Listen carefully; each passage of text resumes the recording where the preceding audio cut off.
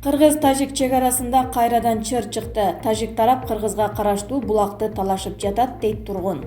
Бүгүн 31 май күнү Баткен областына караштуу Кадамжай районунун Айдаркен шаарындагы Чечме айылында кыргыз-тажик чек арасынан чыр чыкты. Муну Супер KJ порталына аталган шаардын тургуну Абдурасул Абдырахманов билдирди.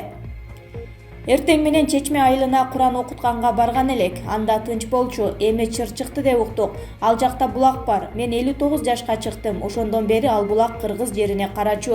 1-2 жыл мурун тажик тарап чек ара менен тосуп өздөрү жакка өткөрүп алышкан. Азыр ошол булакты талашып уруш чыгыптыр. Тажик тараптагы, кыргыз тараптагы таш менен атышып ызы-чуу болуп жатышат. Азыр эл көп, 100дөн ашат, дагы чогулуп жатат дешүүдө жашоочулар. Милиция кызматкерлери, акимчиликтен аскер кызматкери келишиптир, деди Абдрахманов. Акрам Мадумаров: кыргыз-өзбек чек арасындагы бүгүнкү окуя сүйлөшүү жолу менен жөнгө салынат. Кыргыз-өзбек чек арасынын тактал элек жеринде 31 майда чыккан окуя сүйлөшүү жолу менен жөнгө салынат. Бул тууралуу Азаттык радиосуна вице-премьер-министр Акрам Мадумаров билдирди. Анын айтымында Баткендин Кадамжай районуна караштуу жерде Чечме деген булак бар. Эки өлкөнүн тургундары жыл сайын аны тазалап биргеликте иш жүргүзөт. Кандайдыр бир себептер менен айтыша кетип бири-бири менен урушуптур. Жергиликтүү бийлик деңгээлинде сүйлөшүү жүрүп жатат, таш ыргытышыптыр деп жатышат. Мадумаров чогулгандар канча, жабыркагандар барбы, жокпу азырынча так маалымат жок экенин айтып, эки тарап пайдалануучу булак тактал элек тилкеде жайгашкандыктан ал жерде чыр жыл сайын эле чыгып турарын сүйлөшүү жолу менен чечилерин кошумчалады. Өкмөттүн маалыматына караганда кыргыз-өзбек чек арасынын 95% макулдашылган. Чек ара кызматы мыйзамсыз спирт ичимдигин ташып бара жаткан айдоочуну кармады. Кечээ 30 майда мамлекеттик чек ара кызматы тарабынан контрабандалык жүк ташып бара жаткан айдоочу кармалды. Бул тууралуу чек ара кызматынан кабарлашты. Маалыматка ылайык, Баткен областына караштуу Лейлек районундагы Жаштык аймагында чек ара кызматындагылар Мерседес Спринтер унаасын токтотушкан. Унааны 1983-жылы туулган Кыргыз өлкөсүнүн СР аттуу жараны башкарып бара жаткан. Текшерүүдө айдоочу Тажикстан Республикасынын аймагына дары-дармек жана спирт ичимдиктерин өткөрмө бекетинен тыш алып өтүүгө аракет кылганы аныкталган. Андагы жүктүн жалпы суммасы 3,4 миллион сомду түзгөн. Кармалган жүк жана жаран териштирүү иштерин жүргүзүү үчүн тиешелүү органдарга өткөрүлүп берилди деп айтылат маалыматта. Чек арада ок тийген оор абалдагы жоокерди Москвага алып кетишти. Кыргыз-тажик чек арасында 8-майда жарадар болгон жоокерди операция кылуу үчүн Москвага алып кетишти. Бул тууралуу жоокердин агасы Батыр Модонов жергиликтүү басылмалардын бирине билдирген. 29-майда кечинде алып кетишти. Ал жактан операция болот экен, бирок так датасы белгисиз. Ал эми ийнимди коштоп жакындары бара алган жокпуз. Аны дарыгерлер коштоп алып кетишти. Абалында өзгөрүү деле жок, деди Модонов. Эске салсак, 8-майда Баткен районунун Көкташ айылында кыргыздар менен тажиктердин ортосунда чыр чыккан. Жергиликтүү тургундардын жана расмий бийликтин билдиришинче, чыр жер тилкесин талашуудан келип чыккан. Жер тилкеси үчүн 30-40 чукул кыргыздар менен 30-40 тажиктер бири-бирине таш ыргытышып, уруш учурунда ок дагы атылган. Ок атышуунун кесепетинен чек ара кызматынын 3 аскери жана 1 тургун жаракат алган. Ал 3 аскер кызматкери Бишкекке алып келинген. Чек ара чырында ок тиеп жаракат алган С.М. аттуу аскердин абалы оор экени айтылган. Өзбекстандан келген гуманитардык жардамдар Кыргыз өлкөсүнө өткөрүлүп берилди.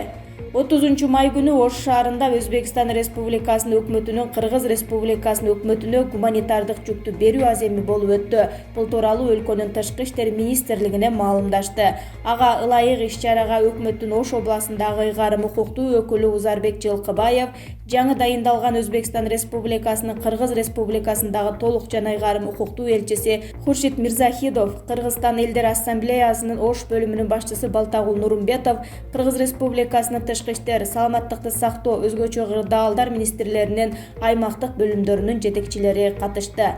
Гуманитардык жардамдын курамында 1000 тонна ун, 60 тонна гипохлорид, 2500 дана респиратор, 5000 данадан медициналык колгап жана бет кап, 2500 дана коргоочу костюм бар.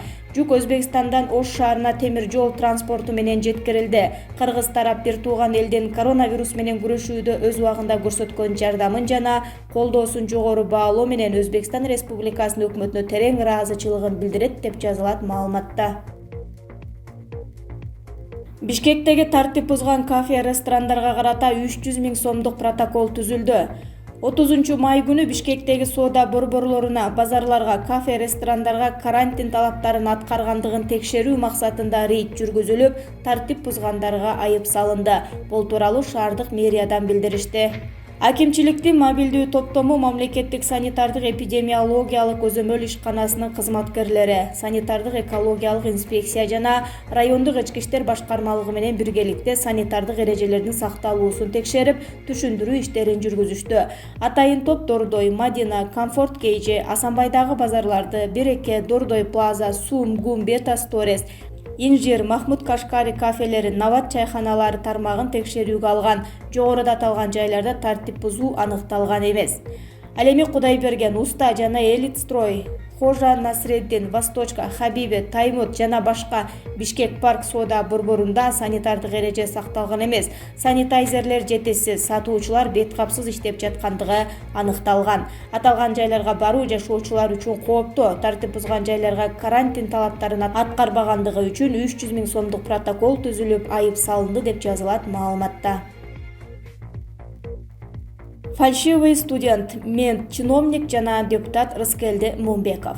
Ушу парламент элдин эсинде калуучу парламенттердин катарын эле толуктабай сап башына чыктыбы дейм. Спикери баш болгон, канчалаган каармандардын баласына чалына чейин билет.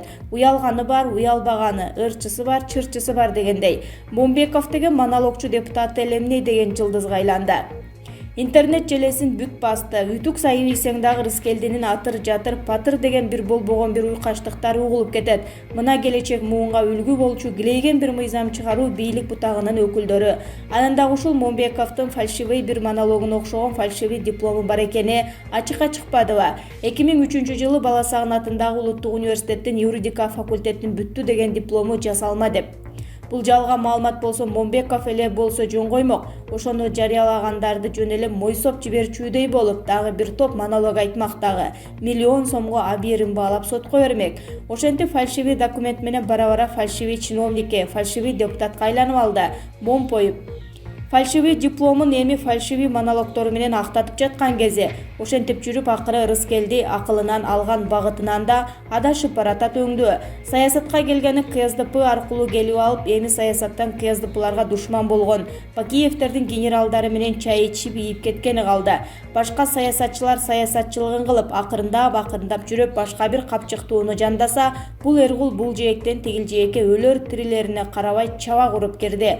Уялбай эптеп эле Бакиевдин бийлигин кулатууга өмүрүн берген 90дон ашуун баланын арбагын тебелеп туруп, ошол балдарды канына забун болгон акмактар менен чай ичти да, КСДПсына дагы ошол кандуу революцияга да түкүрдү. Мына чиновниктин кылган иши. КСДПга ашага акырына чейин үмүт кылып жүрүп, аны менен келечегин көрө албай калгандан кийин анын душмандары менен ачык эле алака түздү. Өзү эле урайын деп калган КСДП партиясында да жөн жүрбөй, атасынын ордуна тээк болуп турсам деген Атамбаевдин саясатта балтырети тол элек балдарын такыр нөлгө чыгарып басып кетти. Мынакей чиновниктин кылган иши. Өзү балыкчыны алыстан эле тааныйт деген сөз бар. Анысы кандай? Рыскелдинин мындай иттик кадамын алыстан эле тааныган бирөө бар. Себеби өзүнө тааныш кадам да. Рыскелди болсо фальшивый диплому болсо да эптеп саясаттын казанында калкып жүрү. Ал эми чет элге башпайник сурап кетип калып, ошол жерден чыркырамыш эткен, көчүгүн дивандан көтөрбөй туруп экспертке айланган Сыргак Абдылдаевге окшогондорго түшүнбөйсүң.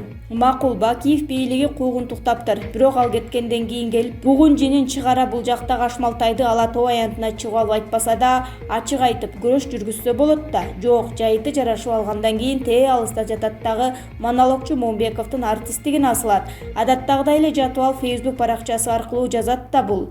Бул жолу Атамбаевдин балдарына болушумуш болуп, алардын өлгө чыгарган Момбековду көрдөн алып жерге, жерден алып көргө киргизиптер. Момбековду билбейт экем, тааныбайм, ал ким дейт. Анан билбей туруп эле сындайт.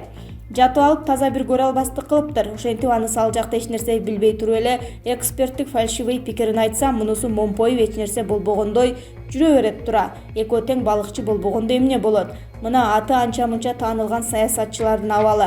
Парламенттик демократияны өнүктүрүүдө партиялык программалардын күрөшү болбой эле партбосстордун оюнунан чыга албаган, эптеп бир креслону ээлесем деген тар, тайкы бир максат менен жүргөндөрдүн жасалма саясий жүрүшү болуп калды.